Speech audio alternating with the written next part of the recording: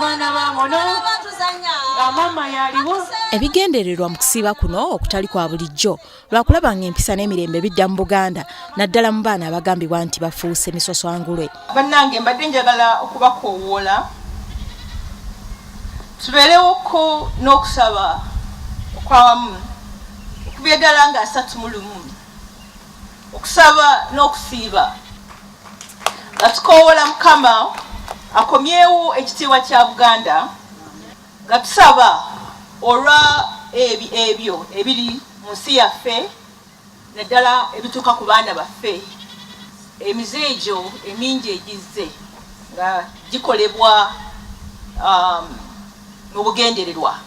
Wano nno abadde aggulawo olukuŋŋaana olw'ennaku 3 olw'abakyala abafumba abakristaayo mu Buganda olutambulira ku mulamwa manyisa omwana w'ekkubo eri mulungamye okutambuliramu.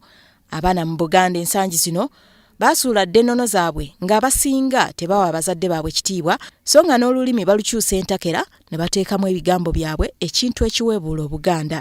N'abagereka asabye abakyala abafumbo okuba ekyokulabirako ekirungi eri abaana n'eggwanga lyonna.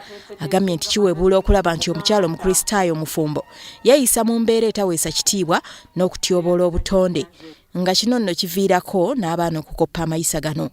Y'omukwanaganya w'abakyala abafumbo mu Buganda Maama Faith Mutebi agambye nti okusomozebwa kwe balina kwe kuba nti abasajja beesuuliddeyo gwa naggamba ku baana baabwe ab'obulenzi nga tebafuddeeyo kubagunjula.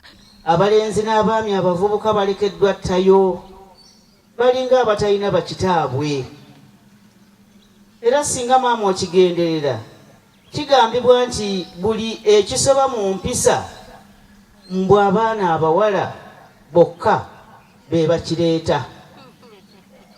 Ekyo kituluma kubanga bwe tuba tufuba sayidi emu sayidi endala n'egw'olubege. Omukolo guno guddiridde omulala Nnaabagereka gwe yabaddeko mu kkubiriza abakyala okuzaala abaana be basobola okulabirira okuza abaana obulungi nga guno nno gwabadde mu ggombolola y'emaanyi mu ssaza ly'e Busujju.